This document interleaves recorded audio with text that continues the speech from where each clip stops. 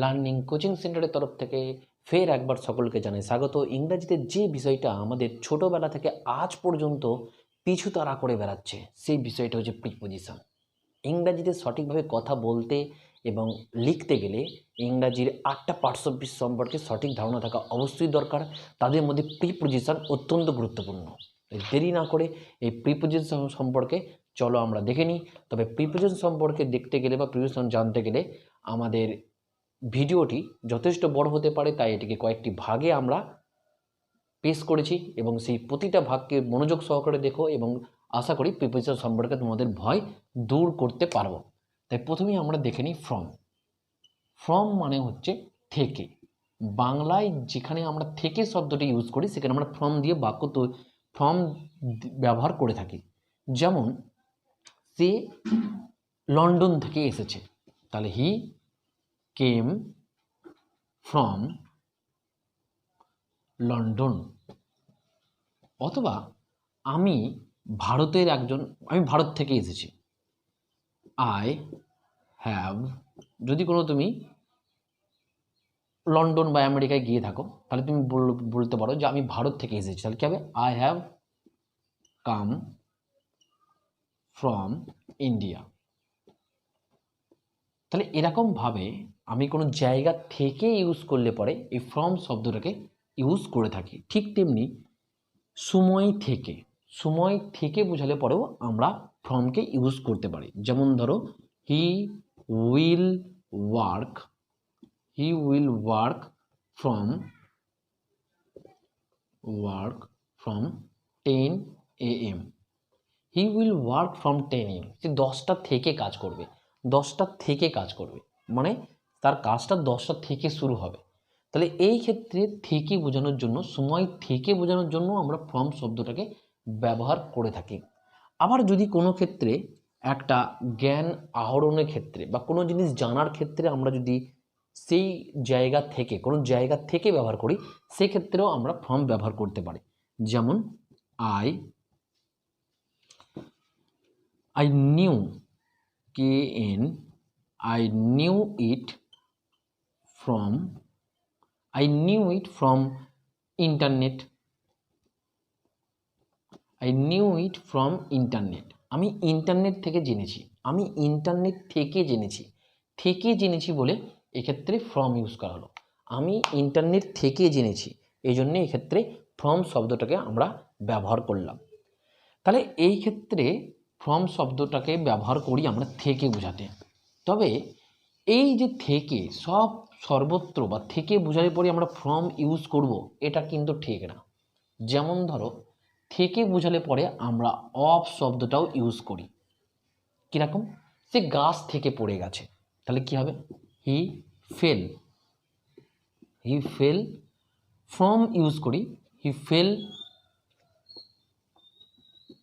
From the tree. এখান থেকে হি fail from the tree, এইটার থেকে হি ফেল অফ দ্য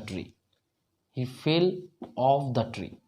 অথবা the monkey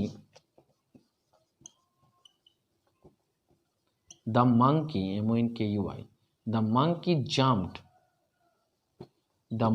jumped off the tree। এক্ষেত্রে থেকে বোঝানোর জন্য আমরা ফ্রম শব্দটি ব্যবহার করলাম না, অফ শব্দটি ব্যবহার করলাম। অফ শব্দটি ফ্রমের থেকে বেশি বেটার হবে।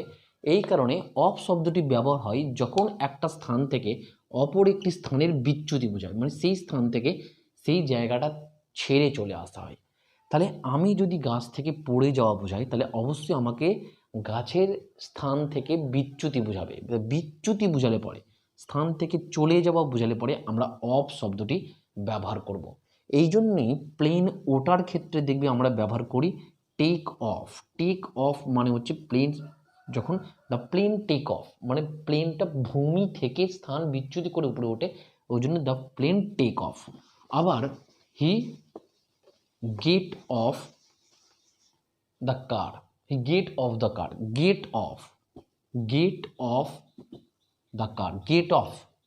গেট অফ মানে হচ্ছে নামা, গেট অফ দ্য কার গাড়ি থেকে নামা। তো গাড়ি থেকে নামতে গেলে গাড়ি থেকে তাকে নিচেই নামতে হবে, মানে স্থানের বিচ্যুতি ঘটবে, সেক্ষেত্রে আমরা অফ শব্দটি ব্যবহার করে থাকি। তাহলে আশা করি থেকে ইউজ হলে পরে আমরা ফ্রম ও অফ কোন কোন স্থানে ব্যবহার করব সেটা বুঝতে পেরেছি। এবার দেখে নিই আমাদের সিন্স আর ফরের ব্যবহার।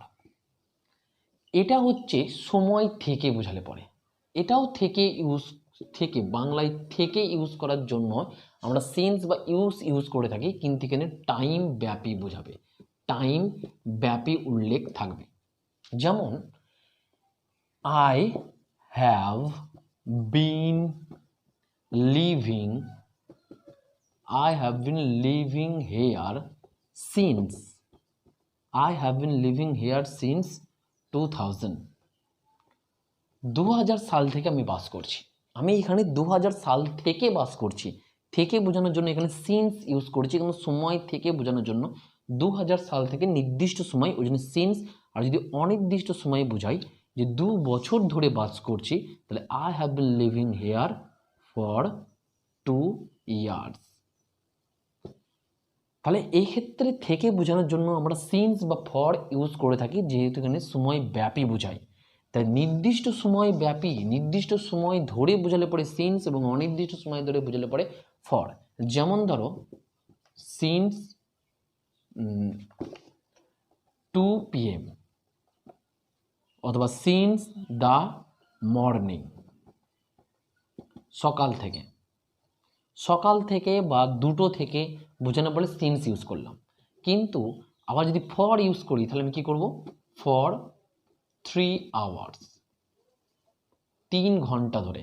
3 ঘন্টা ধরে কখন থেকে সেখানে উল্লেখ করা নেই, 3 ঘন্টা কটা থেকে, কিন্তু 3 ঘন্টা টাইম উল্লেখ করে দেয় সিন্স 9 o'clock, সিন্স 9 o'clock।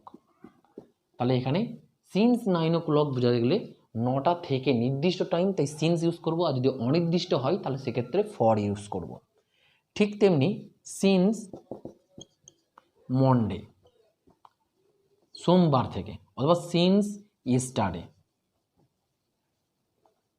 গতকাল থেকে।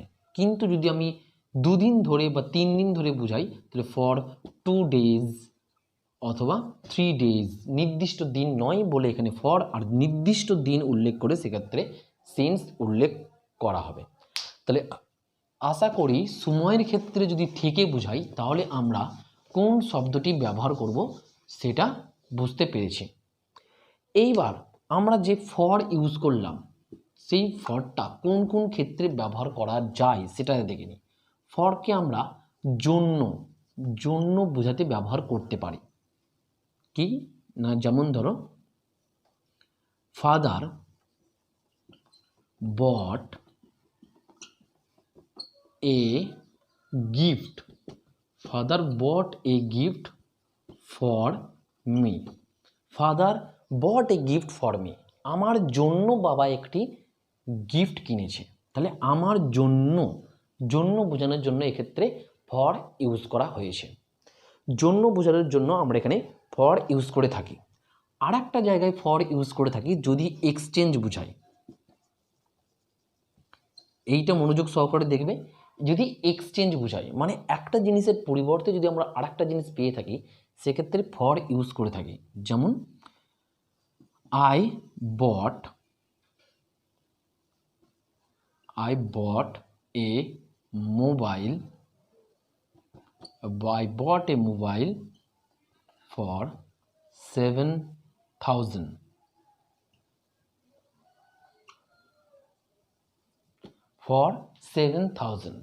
এখানে I bought a mobile for 7,000, এখানে 7,000 টাকার বিনিময়ে মোবাইলটা কিনেছি। এক্সচেঞ্জ বোঝাচ্ছে, একটার পরিবর্তে আরেকটি। এখানে এক্সচেঞ্জ বোঝানোর জন্য ফর শব্দটি ইউজ করা হয়েছে। এখানে ফর মানে জন্য নয়, ফর মানে হচ্ছে exchange.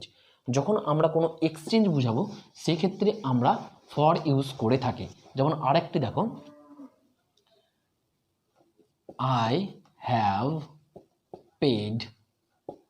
I have paid for my work, অথবা আই হ্যাভ বিন হবে, sorry, I have been paid, I have been paid for my work, আমাকে আমার কাজের জন্য টাকা দেওয়া হয়েছে। I have been paid for my work, এখানে আমার কাজের বিনিময়ে, আমার কাজ দিয়েছি, কাজের বিনিময়ে আমি পেইড, মানে আই হ্যাভ বিন পেইড, এখানে টাকাকে বোঝানো হয়েছে, পে করা হয়েছে আমাকে। তাহলে I have been paid for work, for my work, আমাকে আমার কাজের বিনিময়ে পেইড করা হয়েছে। কাজের বিনিময় বোঝানোর জন্য এখানে আমরা ফর শব্দটাকে ইউজ করেছি। তাহলে কাজের বিনিময়, বিনিময়ের জন্য আমরা ফর শব্দটা ইউজ করে থাকি। তাহলে আশা করি এই যে বিনিময় বা থেকে জিনিসগুলো বুঝতে পারা গেছে। মানে আমরা এখনো পর্যন্ত ফ্রম, ফর, ফ্রমের উল্লেখ, ফরের উল্লেখ এবং আর একটা সিন্স, SINC, সিন্স কোথায় বসবে এবং অফ কোথায় বসবে, এই চারটি প্রিপোজিশন বুঝতে পেরেছি। এবার চলো দেখে নিই আমাদের নেক্সট প্রিপোজিশন। এটি মনোযোগ সহকারে দেখো, এটি বারবার প্রবলেমে ফেলে দেয়, সেটা হচ্ছে বাই ও উইথ। তাহলে প্রথমে আমরা উইথ দিয়ে দেখে নিই। উইথ কোথায় বসে? উইথ বসে সঙ্গে বোঝাতে। সঙ্গে বোঝানোর জন্য আমরা উইথ শব্দটি ব্যবহার করে থাকি।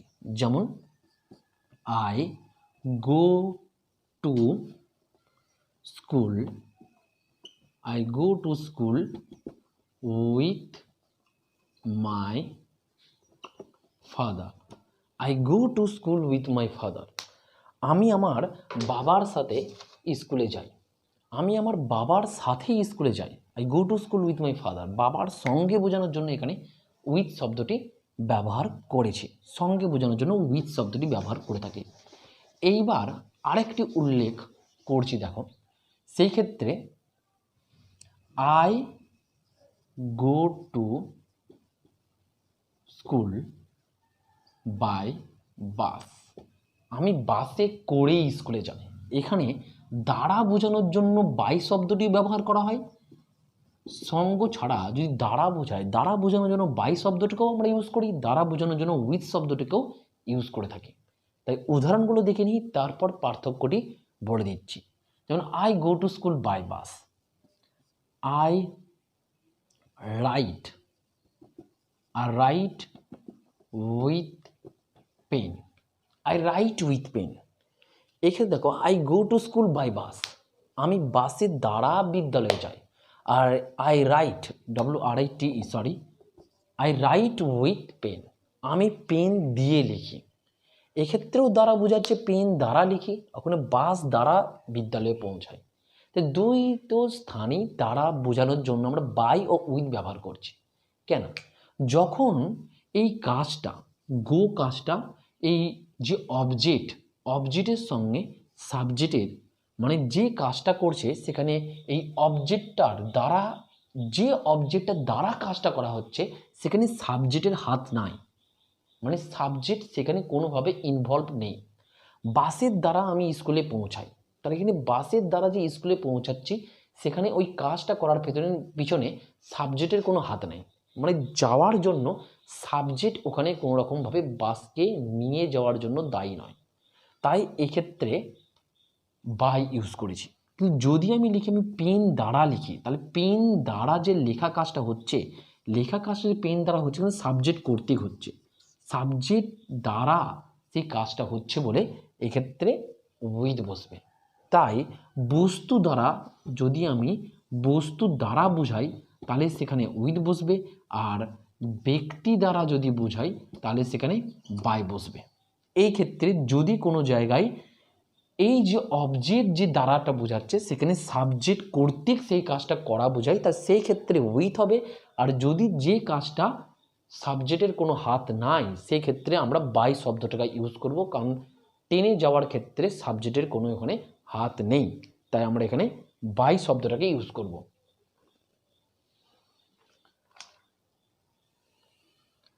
তাই আরেকটি উদাহরণ দেখে নিই যেখানে বাই ও উইথ একই সঙ্গে ব্যবহার করা হয়েছে। যেমন ধরো, the bird was killed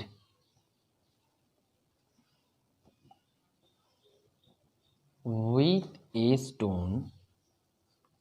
The bird was killed with a stone by Ram.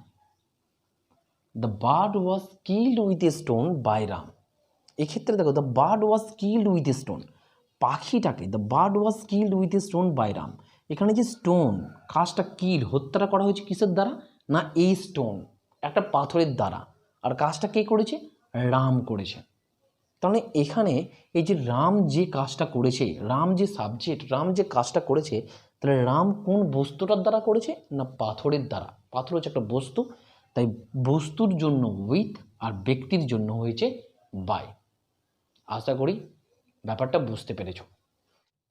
আরেকটি আমরা উদাহরণ দেখে নিই বাই দ্বারা, তাহলে আশা করি এই ব্যবহারটা আরো ভালো করে বুঝতে পারবো। যেমন ধরো হি উইল কাম, করি he will come by last train. He will come by last train, সে শেষ ট্রেন মানে লাস্ট ট্রেনে করে আসছে বা আসবে। হি উইল কাম তার মানে আসা কাজটার প্রতি এই যে ট্রেনই করে আসছে, ট্রেনের দ্বারা আসছে, সেই ট্রেনের দ্বারা আসাতে তার কোনো হাত নেই।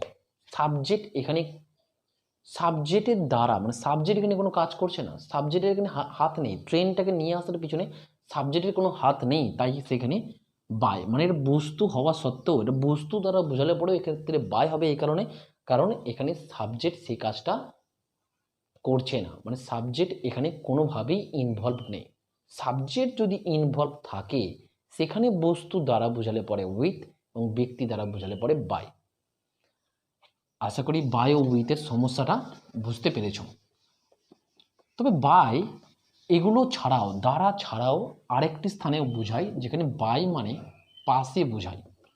সেক্ষেত্রে বাইয়ের নিয়ারেস্ট ওয়ার্ড হিসাবে বাইয়ের মতোই বাই মানে হচ্ছে পাশে, নেক্সট টু মানেও হচ্ছে পাশে, বিসাইড মানে হচ্ছে পাশে,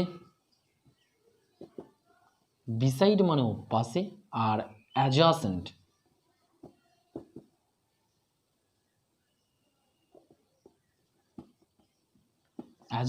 মানে হচ্ছেও পাশে। এই সব প্রিপোজিশনগুলি বসে পাশে বোঝানোর জন্য। যেমন the boy is sitting, the boy is sitting by the window. The boy is sitting by the window মানে বালকটি জানলার পাশে বসে আছে। The boy is sitting next to the window, তা হবে the boy is sitting beside the window, তা হবে the boy is sitting adjacent the window, সেটাও হবে। তাহলে বাই শব্দটার পরিবর্তে আমরা পাশের ব্যবহারের জন্য তিনটি শব্দকেই আমরা ব্যবহার করতে পারি। পাশে বোঝানোর জন্য বাই বা এর পরিবর্তে নেক্সট টু, বিসাইড, অ্যাডজাসেন্ট যে কোনো তিনটি প্রিপোজিশন, যে কোনো একটি প্রিপোজিশনকে আমরা ব্যবহার করে এই পাশে শব্দটাকে বোঝাতে পারি। এইবার চলে আসি বাই দিয়ে আরেকটি শব্দকে বোঝানো হয় বা বাই দিয়ে আরেকটি জিনিসকে আমরা বুঝিয়ে থাকি, সেটা হচ্ছে পূর্বে, সময়ের পূর্বে। সময়ের পূর্বে বোঝানোর জন্য আমরা বাই শব্দটাকে ইউজ করে থাকি। কেমন একটা উদাহরণ দিয়ে বোঝা নিই। যেমন ধরো I will do the work, I will do the work by 10 AM. I will do the work by 10 AM. আমি 10টার আগে কাজটা করে ফেলবো, 10টার পূর্বে কাজটা সমাপ্ত করব। সেক্ষেত্রে 10টার পূর্বে একটা সময় পড়েছে, সেই সময়ের পূর্বে কাজটা করে ফেলবো, ওই জন্য এক্ষেত্রে বাই শব্দটি ব্যবহার করা হয়েছে। ঠিক তেমনি যদি কোনো সময়ের পূর্বে, যদি সময়ের পূর্বে বোঝানোর জন্য আমরা বাইয়ের পরিবর্তে বিফোরও ইউজ করতে পারি। সময়ের পূর্বে বোঝানোর জন্য আমরা বিফোর শব্দটাও ইউজ করে থাকি। যেমন ধরো the patient PATIEN, the patient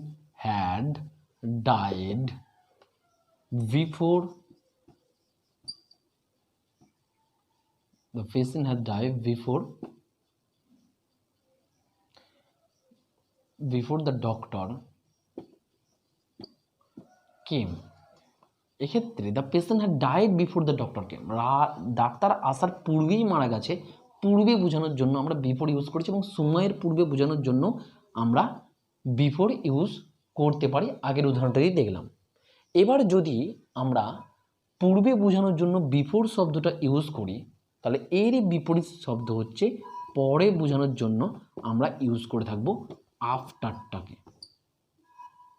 যেমন ধরো, he will come after 9 PM। He will come after 9 PM, সে 9টার পর আসবে। He will come after 9 PM, তার মানে সে 9টার পর আসবে। এখানে যদি আফটারের পরিবর্তে আমি বিফোর ইউজ করে থাকি, যদি আমি বলি before, he will come before 9 PM, তার মানে সে 9টার আগে আসবে, 9টার পূর্বে আসবে। আর আফটার ইউজ করলে 9টার পরে আসবে। আশা করি এই যে জিনিসটা যেটা বললাম, সেই শব্দটাও তোমাদের বোঝাতে পেরেছি, এই আফটার বা বিফোরের সমস্যাটা। আরেকটি জিনিস, আমরা আফটার শব্দটা, আফটার দিয়ে আমরা বললাম পরে বোঝানোর জন্য আফটার শব্দটাকে আমরা ব্যবহার করে থাকি। আফটার শব্দটাকে আমরা ব্যবহার করে থাকি পরে বোঝানোর জন্য। তবে আরেকটি ক্ষেত্রে আমরা আফটার শব্দটাকে ব্যবহার করে থাকি যখন ধাওয়া করা, যেমন রান আফটার, ধাওয়া করা, বা পিছনে লেগে থাকা, বোঝালে পরে আমরা আফটার শব্দটাকে ব্যবহার করে থাকি। যেমন ধরো, the police is after the thief. The police is after the thief মানে পুলিশটা চোরটার পিছনে লেগে রয়েছে। এক্ষেত্রে the police is run after the thief, যদি আমি the police run after the thief use করতাম, তাহলে পুলিশ চোরটার পিছনে ধাওয়া করছে। তাহলে এই ক্ষেত্রে পিছনে লেগে থাকার জন্য আমরা আফটার শব্দটাকে ব্যবহার করতে পারি। আরেকটি বাক্য দিতে পারি, যেমন ধরো, she is after her father. She is after her father for buying a mobile. She is after her father for buying a mobile. সে একটি মোবাইল কেনার জন্য তার বাবার পিছনে লেগে রয়েছে।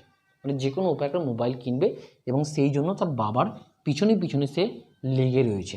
তাই এক্ষেত্রে এটা হলো আফটার। তাহলে আজকে আমাদের প্রিপোজিশনের ভিডিওতে আমরা যে প্রিপোজিশনগুলো শিখলাম সেগুলো হচ্ছে from, of, since, for, by, with, before, after, next to, beside ও অ্যাডজাসেন্ট।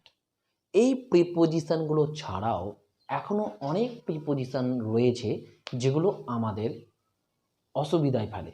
তাই এই আরও যে প্রিপোজিশনগুলো রয়েছে, অন, টু, টুয়ার্ডস, এগুলো আমরা কিছু ছবির মাধ্যমে বোঝার চেষ্টা করব আমাদের পরবর্তী ভিডিওতে।